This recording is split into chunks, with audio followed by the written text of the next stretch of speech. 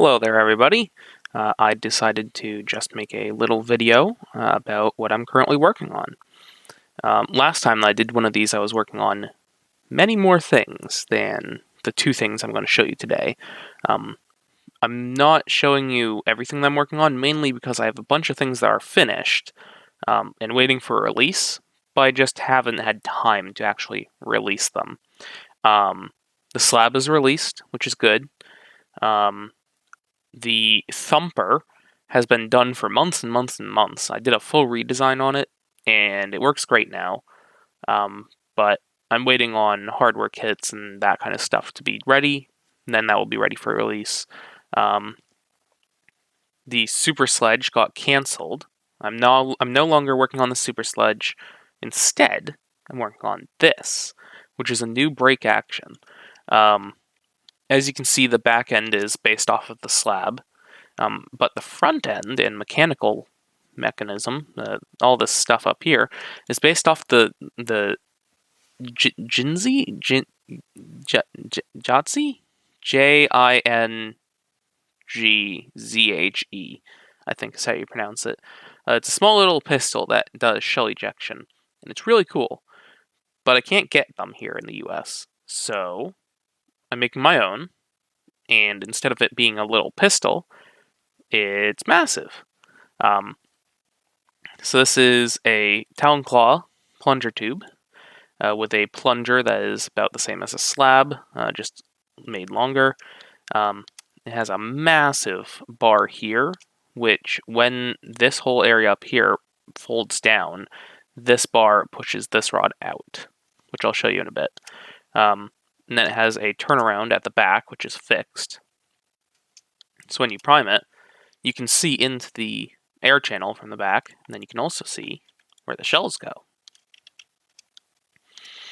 So this right here is a Sobek shell. Here is a Spring Thunder shell. And I'll probably be able to fit two Firefly shells next to each other, or a Flypoint shell next to each other. I think Flypoint and Firefly are about the same. Anyway, so this is pretty cool. Pivots on this point right here, so I can just kind of jankily show you what I'm talking about. So this will prime down something like that, as you can see, and that will make this chamber right here visible. And then while you're doing that, this arm here is pivoting off of this point, which pulls out the rod, the priming rod. So you can kind of see what I'm talking about here. Oh, let me just hide some of this stuff. There you go. Now you can kind of see what I'm talking about here. Right now, the design is not even remotely close to done. There are some major things I need to work on, such as the trigger in the catch. This thing right here is a slab catch, and I was planning on using this, but I think instead I'm going to use something like a caliburn sear, but it's on the side. So as you can see, this is the plunger rod, and it has the catch notch in the side of it. So I'm thinking that I'll be able to fit a sear or something somewhere up here, and then have a trigger linkage along the side of the blaster. Because it can't be a solid trigger linkage since it will break. They're not break as in not become functional. The blaster goes in half when you prime it. So it can't be a solid bar running all the way from the catch to the trigger, because that doesn't bend. So I'm thinking about having a sear here, and then having some sort of bar along the side, which ends at the flat face of the broken open part, and then another thing on the receiver part that pushes on that when you pull the trigger. I'm not quite sure how I'm going to make that work, but I think that's my best bet. Another issue with this that I haven't tested out yet is, because I haven't done any test prints, I think that when you begin priming this down, the prime is going to be awful, which is a similar issue that I had with the first version of the slab, where you don't have a lot of mechanical advantage just trying to push this down with it laid out like this. So I might end up making this shorter and using a 4-inch slab plunger tube. That would be less air volume, but it might be easier to prime. And that in that case, I'm not sure if I'll use Sobek shells, because I think that those really need more air volume than 4 inches of a plunger tube, but who knows. The stock isn't done yet, but you can see it's basically a slab stock chopped at the bottom. This butt plate is basically a slab butt plate, but cut the bottom off and then mirrored the top. And I'm going to have to figure out some way to make it look not awful in the back, but whatever. More worried about this stuff right now. So yeah, hopefully this design goes well. This will be the replacement to the Super Sledge. The Super Sledge just has too many issues for it to be worthwhile for me to finish and polish. I designed the Super Sledge, almost a year ago now? More than a year ago. Almost, maybe. I don't know, actually. You know what? Let's find out. Super Sledge, homemade sledge fire. Homemade Super Sledge.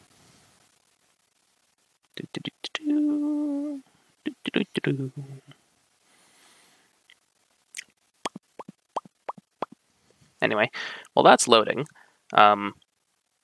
this should be more powerful than the Super Sledge ever was. It should be easier to produce than the Super Sledge ever was. It should be more comfortable than the Super Sledge ever was. And it should have more shell types than the Super Sledge ever did. And it should be sturdier and more quality feeling than the Super Sledge. Super Sledge was one of my first proper designs, as you can see. Yeah, almost a year ago. Late November 2021, so like 10 months ago-ish. My design skills have progressed a lot since then, so remaking it from scratch just isn't really worthwhile when I know that the mechanism itself is fine, but I'm more interested in this mechanism. I like this mechanism more, in theory. If this doesn't work out, maybe I will go back and fully redesign the Super Sledge to use the original sledge fire mechanism. But make it less crap. I did dump the Super Sledge files online on GitHub a few days ago, as of time of recording this, because I'm not going to finish them, but people do have beta hardware kits from before Slug shut down his shop, like a long time ago.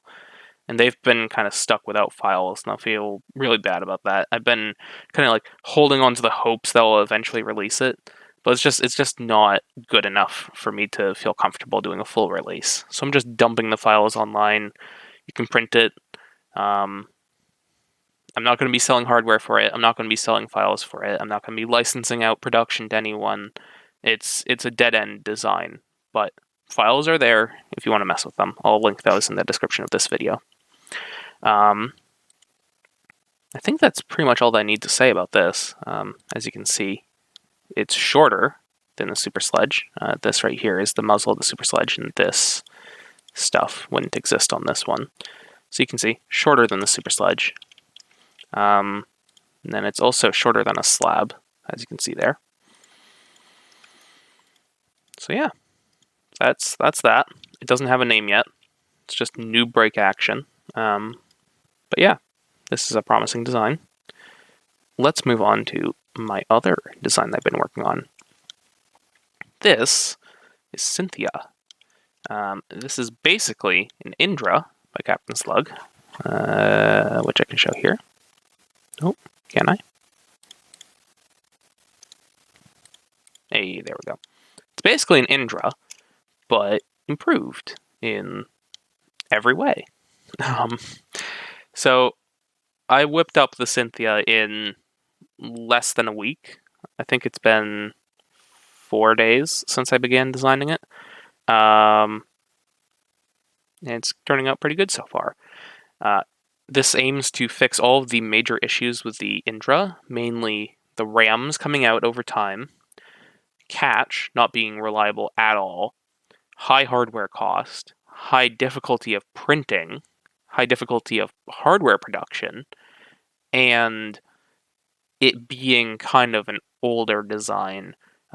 Slug designed the Indra before he designed like the T4 and C4 current version of Caliburn and Talonclaw. So a lot of the things that he did on those, he tried out in the Indra, and a lot of them received further polish, but on the Indra they didn't. So there's a lot of good ideas on the Indra, but they were never iterated upon to get them to a really solid point in the Indra itself. So I made this. This is a Cynthia to go along with the name Indra. It's just proper name. This uses a magwell similar to the slab in the skewer, which is a really nice magwell. It's Talon mag only right now, but I might make it fit full-length mags at some point, but I don't really care about those. It uses a grip from a silly pistol, slightly modified. Uses a thumbhole stock similar to the Indra, but it is removable. Let me hide the Indra real quick. There you go. So as you can see, this thumbhole stock is removable right now. And then you have something that looks like this. This is a bolt action, in case you don't know what the Indra is. This is a bolt action. Has a bolt right here. You grab on this, and you pull this whole thing back, and then the plunger catches back here. You push this whole thing forwards, chambers a dart with this pusher right here, and then you fire it. The catch on this is derived from the slab catch, so it's going to be a little lever at the back which pushes on the catch, as you can see there. And then there is a threaded rod underneath all that to a trigger right here that just slides back and forth. So this trigger will slide back, push on this lever, which then pushes up the catch, which releases the plunger. That is going to be more reliable than the catch that the Indra did, and this plunger is fully captured at all points. So on the Indra,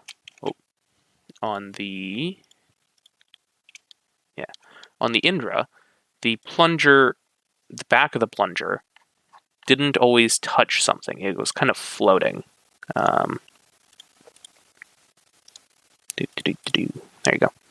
So you can see on this, there's two plungers here just to see where it would go, but it's floating here. It's not connected to anything. There's nothing around it holding it in place. So you could prime it back and it could like get misaligned and it wouldn't catch at all. And even if you did get it into the correct catching position, the way that the catch and the plunger rod were designed, sometimes it would let go without you actually pulling the trigger. And then also the trigger pull on the Indra was less than great. It was okay, but not the best. So I have fixed that in theory with my design. I know that this catch and plunger works great because I've used it on the slab and the silly pistol and some other things that I haven't released yet, but it works good. It works very good. And as you can see, it's fully encapsulated at all times. The back of this plunger rod is never left flopping around loosely. It always has something around it, and then we'll go back and catch here. So as you can see, this just goes back like that. This does have a shorter spring than the Indra and less plunger volume used than the Indra. However, it is the same as a Talonclaw. So you can put any Talonclaw spring inside of this, and this also takes any long shot spring. So this is basically any spring that a Lynx can take, this can probably take as well, which is nice. It also means that the prime is shorter, and therefore nicer on this. And I also moved the front of the bolt forwards about an inch, because people complain about, with the long prime of the Indra, all the way back to there, they hit themselves in the face with the bolt. And as you can see, that's a 130 millimeter prime, approximately. On this, it's only a 100 millimeter prime. So you can see that there is a large gap in between where these two prime ends, or where these two primes end. About like 1.5 inches, maybe 2 inches. I can't do the conversion in my head, but it's a shorter prime and it ends further forwards than the intra, which means that you won't hit yourself in the face, which is good. Not getting hit in the face is nice. There's a few things I haven't finished on this. I need to finish connecting all the back bits with screws and all that stuff. This butt plate right there is removable. So without the butt plate, the length of pull, so the distance from the grip to the end of the stock on the Cynthia is shorter than on the Indra. But with the butt plate, it is longer than the Indra, and that equates to a Caliburn T4 length of pull, as you can see there. So the grips are lined up, and the backs of the stock are pretty much exactly the same length, which is nice. That's an issue that people had with the Indra quite a bit, the stock being too short. I did have a bunch of upgrades that I made for the Indra, including a longer stock, an improved plunger for a better seal, a Talon magwell for it, a muzzle that had another barrel retention nut on it, a bigger trigger, some other things. But I have taken all those improvements that I made in the Indra, and I've built them into the Cynthia by default. Another thing with the Cynthia is that it is very thin. If I line this up, you can see Indra is like 2 times as thick in some points. In other points, it's like 3 times as thick. So yeah, Cynthia is a skinny little blaster. And also, this large front end is empty. There's no mechanism inside of there. So that can either be taken as a positive, because you can fit a bunch of new stuff in there if you want, or as a negative, where you might not like the look of this. So I am planning on making a muzzle, which gets trimmed along this line right here, and just cut out all of that bit. That should be fine. Shouldn't hurt the functionality of a blaster at all. But with this kind of squared off front section, I'm planning on fitting some goodies in there. I'm going to put a flip out bipod inside of this area right here, with a button that you press, and then the bipod flips out on its own, like a spring-loaded bipod, which will be really fun. I'm hoping that I can make that fit, since this is so thin, but I think I can do it. Someone else also recommended just adding a nice big handguard there, which I'll probably do. I also want to make a pump action kit for this, because I did have a pump action kit for the Indra, and I really liked using that. A pump action Indra has a nicer prime than a Talonclaw V3, which is what was around at the time. But it had more power than a Talonclaw. It had a longer spring and a draw in between in Caliburn and a Talonclaw. Now the Cynthia is more going to be, if I pump action it, it's going to kind of basically just be a Talonclaw, but the prime will be smoother because it's a fully guided spring, a lighter plunger, more direct inline prime. It's going to be pretty darn nice if I make it pump action. And that's another thing that I want to fit inside of this large front area. I could have priming bars just right in this little thinner area up here, going all the way back, maybe thin this bit out here as well, and then have this piece that just has priming bar points, and then you can just prime it like a pump action. In that case, it's going to be really fun. And this front piece right here is its own part. There's nothing else in it. There's nothing going through it. There's no like bars or rods or anything like that. There's just the barrel, and there's going to be screws keeping it in place. But all this middle area it's free real estate. If someone wanted to make a flywheel version of this for some reason, they could fit a battery in there. if you wanted to store like short talons in there, you could probably fit a short talon in there with some sort of locking mechanism. That would be pretty cool. You can probably fit single dart storage, kind of like poking out the bottom of it with a friction fit. That would work well. You could probably have a sliding tray there for a bunch of tools if you really wanted, but that's kind of, those will rattle around. But yeah, it's free real estate. You can do what you want with it. Yeah. This has my Mega XL scar on it as well, and the barrel collet I use on almost all of my blasters. Same one as on the Silly Pistol and Pump Skewer and all that stuff. This mag release looks kind of funky. However, it does put the mag release in roughly the same spot as on the Indra, so muscle memory for that is not going to be messed up. Trigger pull is going to be nicer than the Indra, however, it's not a pivoting trigger. It is still a sliding trigger. Still slides like that, instead of pivoting at a point, like a Caliburn or a Talon Claw. Yeah. Not sure I really have anything else to say about this. It's not done being designed yet, but it is getting close. I need to figure out how I'm going to screw together all the bits. I need to finish some stuff with the front end and the barrel. I need to make that bipod. I need to attach the buttstock. I need to figure out how I'm going to keep this this piece right here in place. I might screw it in place, but I also might put takedown pins there, because this is a takedownable blaster. This takedown pin right here goes through some aluminum bars in there, as you can see. So you just punch out that one pin, and then the entire butt section of the blaster will come off. Then you can quickly swap the spring.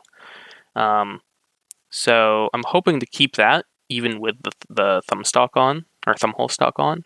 So I might put like a takedown pin down here, or fit somewhere in here. I don't know. It's a thin area, so there's not a lot of space for that stuff. But yeah, this is the Cynthia. It is a really fun blaster. Or at least it will be. It will be a very fun blaster. It's thinner than an Indra. It is going to be more reliable than an Indra. It's basically everything that people wanted from the Indra that it didn't quite deliver on. And the hardware kit's going to be a lot cheaper because it uses modern hardware.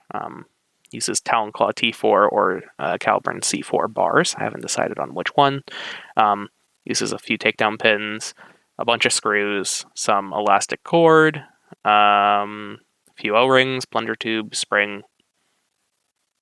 Yeah, that's basically it. There's no U-channels. There's one threaded rod versus like 3 on the Indra, plus a bunch of nuts. Yeah, it's going to be easier to produce, which is going to mean that it's going to be a lot cheaper than an Indra, hopefully. Yeah, so look forward to more information coming out about the Cynthia, and more information about this new unnamed break action blaster. Sorry about this video being so long, but I do every once in a while like making these kind of rambly, I just want to show this to you. I don't want to give you new information. I just want to show off my cool thing that I just made, kind of videos. No planning goes into these. It's just kind of off the cuff. Hopefully you enjoyed it. Until next time, have a great day. Yeah. Bye.